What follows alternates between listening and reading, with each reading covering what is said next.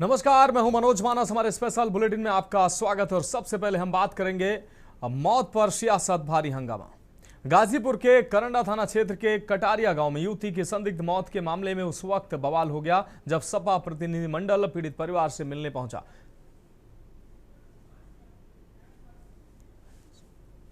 गांव में प्रवेश को लेकर विवाद बढ़ने पर सपा कार्यकर्ताओं और ग्रामीणों के बीच झड़प हो गई, जो पथराव में बदल गई। दोनों पक्षों की ओर से हुए पथराव में सपा के कई नेता, कार्यकर्ता और ग्रामीण और पुलिसकर्मी घायल हो गए। करंडा थाना प्रभारी भी इस दौरान घायल हुए। सभी घायलों को इलाज के लिए अस्पताल भेजा गया है। जानकारी के मुताबिक 15 अप्रैल को युवती का शव गंगा नदी में मिला था, जिसके बाद परिजनों ने हत्या का मामला दर्ज कराया था।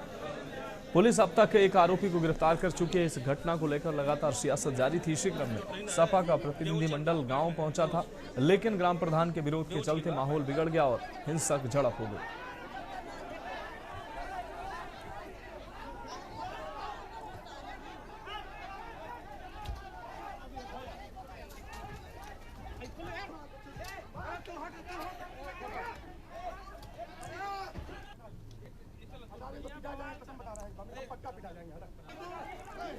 तो सपा प्रतिनिधिमंडल को ग्रामीणों ने रोका। दोनों पक्षों में पथराव, कई लोग घायल हुए हैं।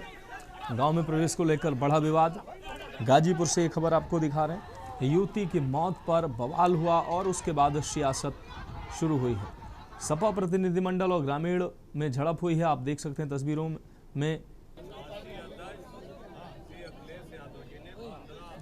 देखिए, विश्वकर्मा समाज की एक बेटी जिसके साथ एक लड़के ने उसको बहका करके, फुसला करके, और मैं कहूंगी कि काफी दिन से दोनों बच्चों की बात भी चल रही थी, बातचीत हो रही थी। और क्या उसके पीछे मकसद रही उस लड़के की, या क्या एक माहौल बना जिसने उस लड़की ने देर रात जाकर के और आत्महत्या कर डाली, अपने साथ अपनी जान ले ली, अपनी जिंदगी खत्म कर दी उस लड़के के पीछे। देखिए, पूरे प्रकरण की स्टार्टिंग से गहनता से इसमें जांच की जा रही है। पोस्टमार्टम रिपोर्ट में मृत्यु का कारण पानी में डूबने से आया है, डेथ बाय ड्राउनिंग, और शरीर पर अन्य किसी प्रकार की चोट नहीं है। तो इसमें गहनता से जांच हमारी शुरू से चालू है। परिजनों की तहरीर पर इसमें 302 जो पुरानी धारा है, हत्या का मुकदमा इसमें पंजीकृत किया गया है। अनिल यादव को एसएचओ साहब सुबह गिरफ्तार किए थे उस पीड़ित परिवार के घर से। उसको अपनी गाड़ी में बिठाए थे। उसको थाने ले जाने की जगह वजह इसी गाड़ी में बैठा के यहीं रखे थे। वो यादव समाज के 4 लड़कों को बुलाया है और पीछे वाले रास्ते से भाग रहा था। मैं पीछे बाथरूम करने गया था, हमको 4 लड़के खींच के मारे हैं। प्रहलाद कौन कौन थे मारने में? हाथ बहुत था और 4-6 लड़के थे। अनिल यादव और इकरार खान हमारे संवाददाता अधिक जानकारी के लिए हमारे साथ जुड़ गए हैं। इकरार, एक युवती जिसकी डूबने से मौत बताई जा रही थी और उसके बाद इस मामले में आत्महत्या और हत्या का एंगल जुड़ा और सपा प्रतिनिधिमंडल आज यहां पहुंचा था, जिसके बाद ग्रामीणों ने उनका विरोध किया और स्थिति तनावपूर्ण हो गई है। क्या कुछ अहम अपडेट सामने आ रही है इस दौरान? जी, बता रहा चाहता हूँ करंडा थाना क्षेत्र में एक युवती की में हत्या हो गई। आज समाजवादी पार्टी का 15 सदस्यीय टीम दौरा कर उनके सभा में गया था, जहाँ पे वहाँ जो उनका विरोध करते हुए अचानक पथराव कर दिया गया, जिससे कुछ समाजवादी पार्टी के लोगों को आपस में हाँ बिल्कुल। इकरार, अगर देखा जाए समाजवादी पार्टी का जो प्रतिनिधिमंडल पहुंचा था वो गांव में प्रवेश करना चाह रहा था, पीड़ित परिवार से मिलना चाह रहा था। ग्रामीणों ने विरोध किया उनका और गांव में घुसने नहीं दिया। उसके बाद ये हिंसक झड़प हुई है या ये पहले ही हिंसक झड़प हुई? ग्रामीण जो समाजवादी पार्टी के जो प्रतिनिधिमंडल जो गया था वहाँ ग्राम सभा में, तो वहाँ के लोगों से जो पीड़ित परिवार था उससे मिलने नहीं, तो वही समाजवादी पार्टी के जमीपुर विधायक वीरेंद्र यादव समाजवादी पार्टी से और सभी विधायक लोग थे वहीं धरने पर बैठ गए। उसके बाद परिवार से जो पीड़ित परिवार उसको बुला के लोगों ने बात वार्ता की। तब तक ग्रामीण की तरफ से पथराव चालू हो गए, जिसमें पुलिस प्रशासन के एसएचओ से समेत तो कुछ कांस्टेबल को भी चोटें आई हैं और वहीं समाजवादी पार्टी के प्रतिनिधिमंडल था उनको भी चोटें आई हैं। जी हाँ बिल्कुल इकरार, बहुत शुक्रिया इस तमाम जानकारी के लिए। तो गांव में प्रवेश को लेकर विवाद हुआ, युवती की मौत पर अब बवाल, और उसके बाद सियासत जो है इस पर होने लगी। सपा प्रतिनिधिमंडल और ग्रामीणों में झड़प देखने को मिली है, दोनों पक्षों में पथराव हुआ, इस दौरान कई लोग घायल हुए।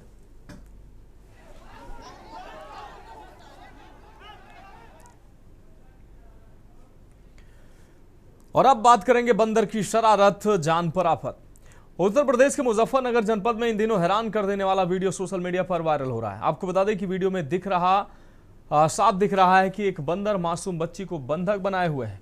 वहीं बताया जा रहा है कि एक स्थानीय पशु प्रेमी द्वारा घंटों की मशक्कत के बाद बंदर का ध्यान भटकाकर किसी तरह मासूम को बंधन मुक्त कराया गया और उसकी जान बचाई। जानकारी के मुताबिक बच्चा बहुत छोटा है। चरथावल थाना क्षेत्र के कस्बा चरथावल में तहसीन नामक के एक व्यक्ति के घर में घुसकर एक बंदर ने 3 माह की उसकी मासूम बच्ची को बंधक बना लिया, जिसके बाद जब परिजनों ने बच्ची को बंदर से छुड़ाने की कोशिश की तो बंदर ने कई लोगों को काटकर घायल भी कर दिया।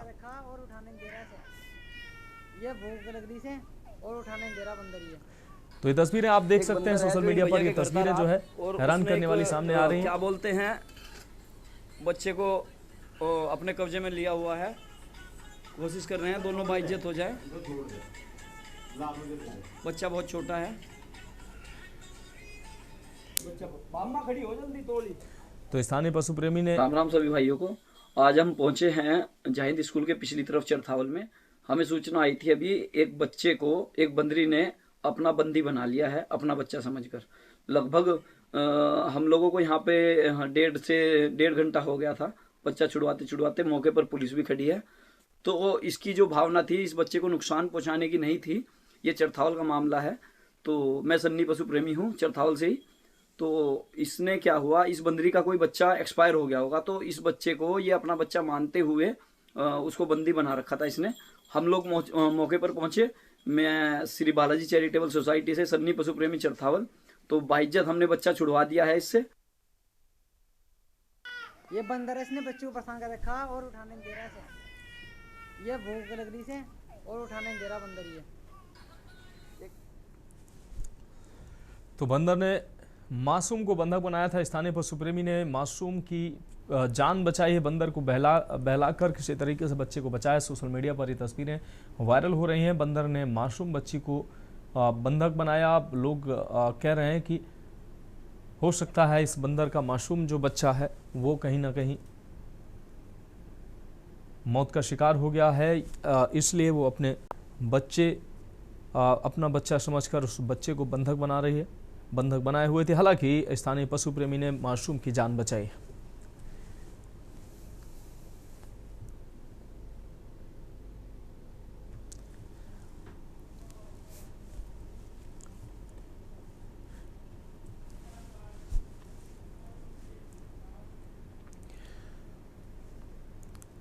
और अब बात करेंगे राम की शरण, आस्था का वरण। नागालैंड के राज्यपाल नंदकिशोर यादव रामनगरी अयोध्या पहुंचे। उन्होंने हनुमानगढ़ी और राम जन्मभूमि में दर्शन और पूजन किया है। मीडिया से बातचीत में उन्होंने भावुक बयान देते हुए कहा कि भगवान राम हमारे पाहुन हैं और वे अपने पाहुन के घर आए हैं। नंदकिशोर यादव ने रामलला के दर्शन किए और मंदिर को आस्था और गौरव का प्रतीक बताया। उन्होंने कहा कि भगवान श्री राम केवल धार्मिक नहीं, आदर्श पुरुष हैं। 500 वर्षों के संघर्ष के बाद भव्य मंदिर निर्माण पर उन्होंने गर्व जताया। राज्यपाल ने अयोध्या आने को अपने पाहुन प्रभु के घर आने जैसा बताया। उनका कहना था कि राम स्वरूप में सीता, लक्ष्मण और हनुमान का समावेश भारतीय संस्कृति की झलक है। मंदिर निर्माण के बाद युवाओं में धार्मिक उत्साह बढ़ा है और अयोध्या में बदलती सांस्कृतिक चेतना का प्रभाव जो है वो साफ तौर पर दिख रहा है।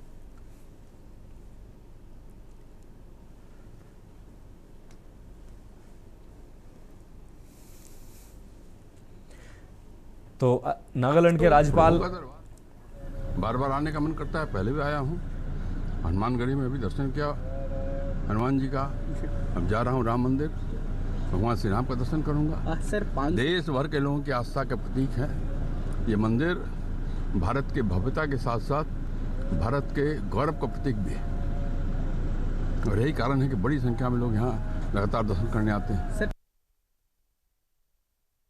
तो राम हमारे पाहुन है, मैं अपने पाहुन के घर आया हूं, ये बात नागालैंड के राज्यपाल ने कही।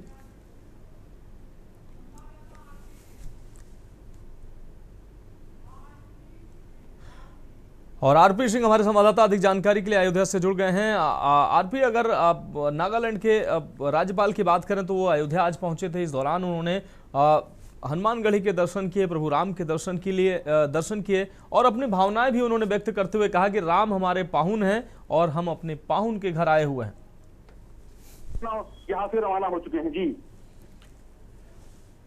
आरपी, अगर बात करें इस दौरान कितनी देर वो वहां मौजूद रहे और राम मंदिर के प्रति उनके अंदर जो काफी आस्था देखने को मिली। जी आपको उन्होंने बताया कि ये मनमोहक दृश्य है। लगभग 1.5 से 2 घंटे का ना हो राम मंदिर के अंदर है, हनुमानगढ़ी का भी दर्शन पूजन किए हैं। तो मनमोहक उन्होंने बताया कि मनमोहक दृश्य है और कहीं अद्भुत नजारा है राम मंदिर का। जो लोग आते हैं यहाँ भाव से विभोर हो जाते हैं। तो वो जो नए उत्साह में राममय में नजर आए। जी आरपी, बहुत शुक्रिया इस तमाम जानकारी के लिए। तो अयोध्या में नागालैंड के राज्यपाल पहुंचे, उन्होंने राम मंदिर के दर्शन किए, हनुमानगढ़ी के भी उन्होंने दर्शन किए, अपनी भावनाएं भी राम मंदिर के प्रति और अपनी आस्था के प्रति उन्होंने जाहिर की।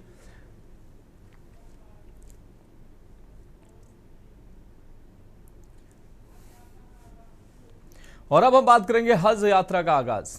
राजधानी लखनऊ के सरोजनी नगर स्थित हज हाउस से इस साल की हज यात्रा का औपचारिक आगाज हो गया है। बुधवार को हाजियों का पहला जत्था पवित्र सफर के लिए रवाना हुआ, जिसमें 427 श्रद्धालु शामिल हैं। ये सभी यात्री चौधरी चरण सिंह अंतर्राष्ट्रीय हवाई अड्डे से उड़ान भरकर सऊदी अरब के लिए रवाना हुए।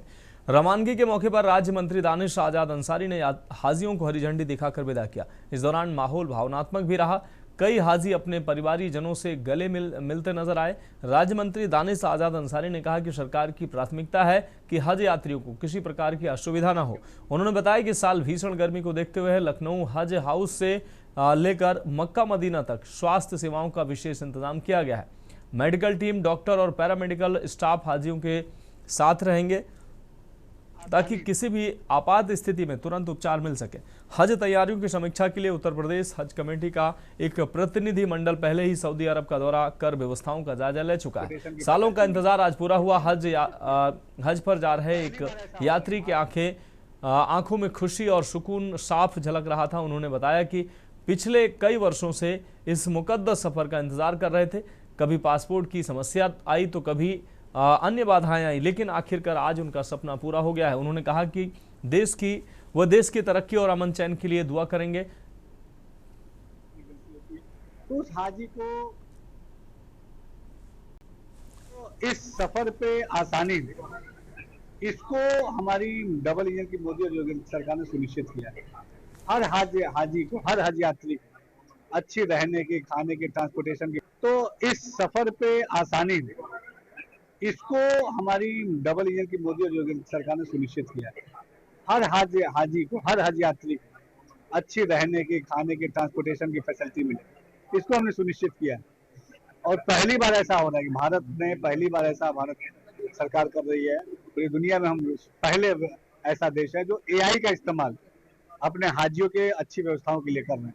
स्मार्ट वॉच हमने अपने हाजियों को दिया है।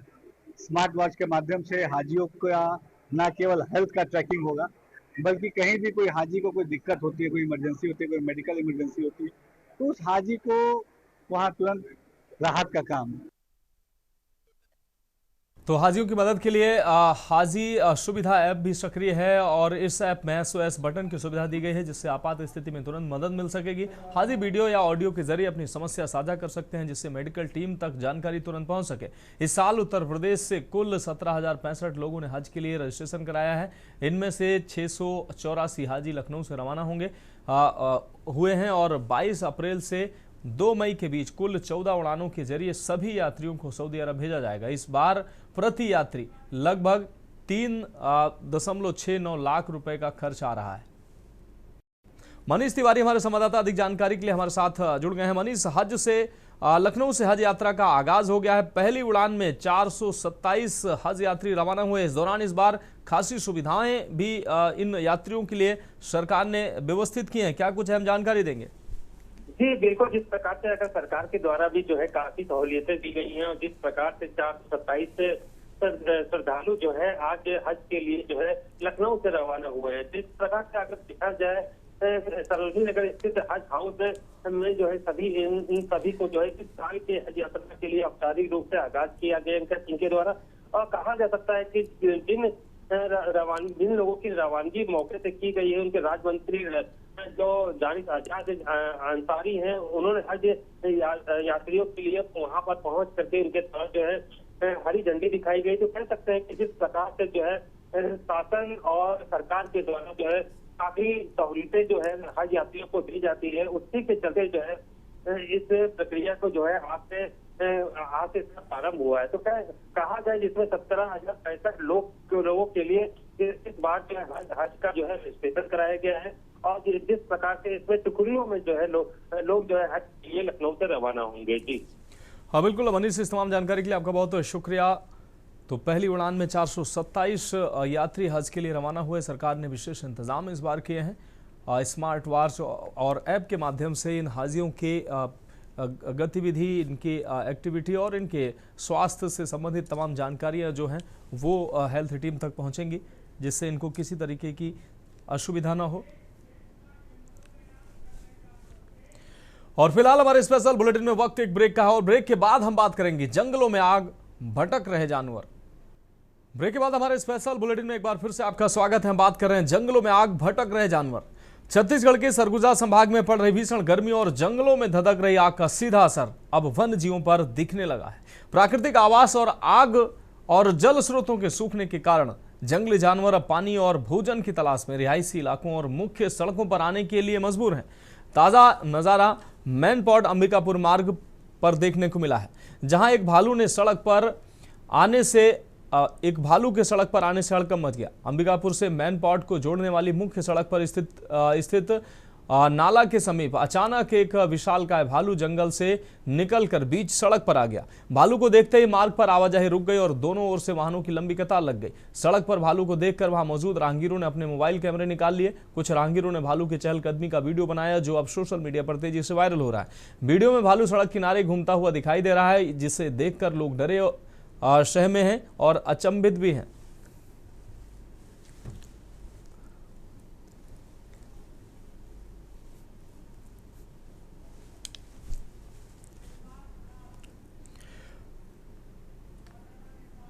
नेपाल प्रसाद हमारे संवाददाता अधिक जानकारी के लिए हमारे साथ जुड़ गए हैं। नेपाल, ये एक वीडियो जो सामने आया है जिसमें भालू साफ तौर पर रिहायशी इलाकों में टहलता सड़कों पर घूमता नजर आ रहा है।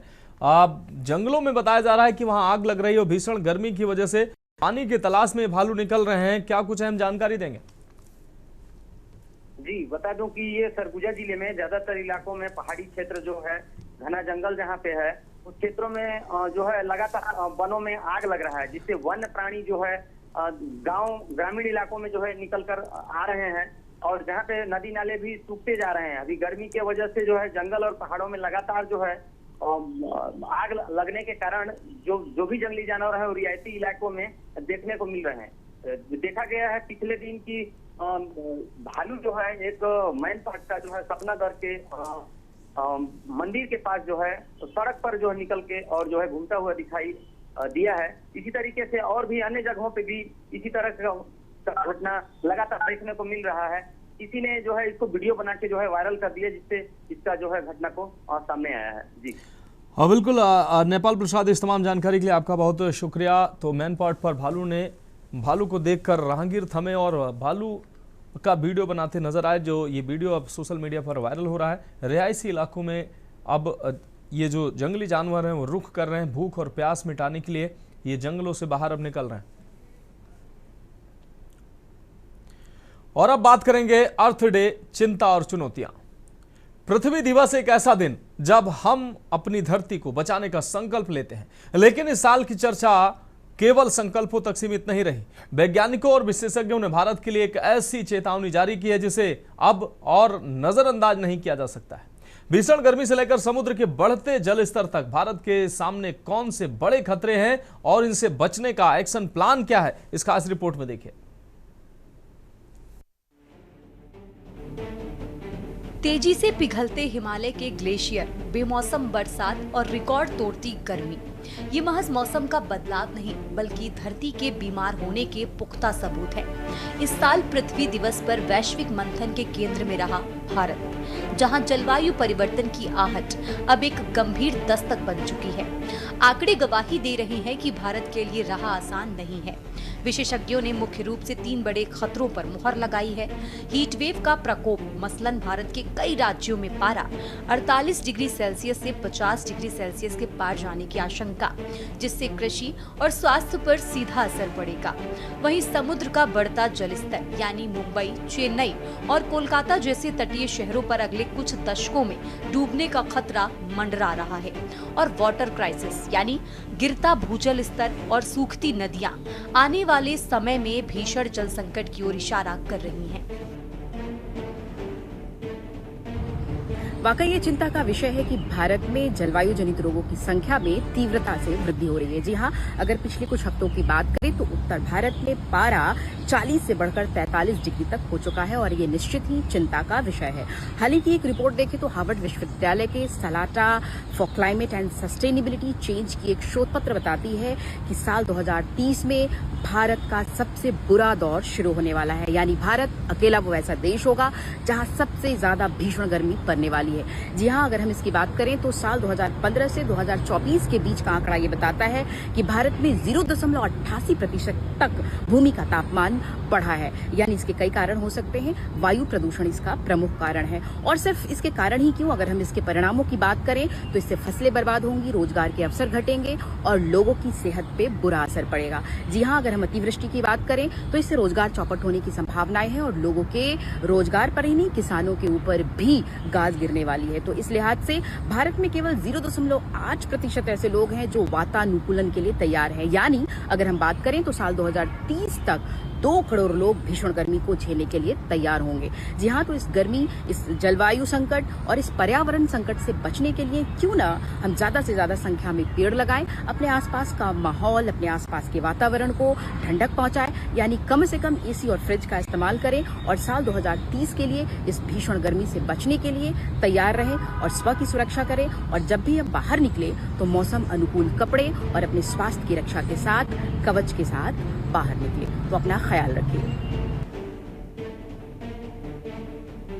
आपको बता दें कि भारत की भौगोलिक स्थिति ऐसी है कि हम जलवायु परिवर्तन के प्रति बेहद संवेदनशील हैं। हमें अब केवल चर्चा नहीं बल्कि क्लाइमेट रेजिलिएंट इंफ्रास्ट्रक्चर की जरूरत है। कह सकते हैं कि संकट गहरा है लेकिन समाधान की चर्चा भी उतनी ही गहन रही। भारत ने बचाव के लिए कुछ बड़े लक्ष्यों पर जोर दिया है। यही वजह है कि साल 2070 तक कार्बन उत्सर्जन को शून्य करने की दिशा में तेजी से कदम बढ़ाए जाएं।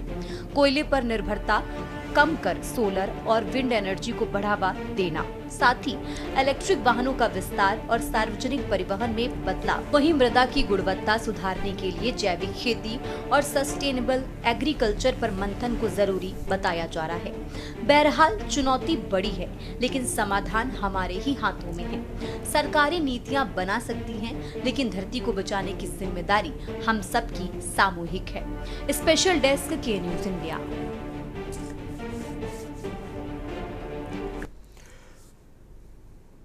तो फिलहाल हमारे स्पेशल बुलेटिन में अभी के लिए मेरे साथ इतना ही। मुझे दीजिए इजाजत और आप देखते रहिए के न्यूज़ इंडिया।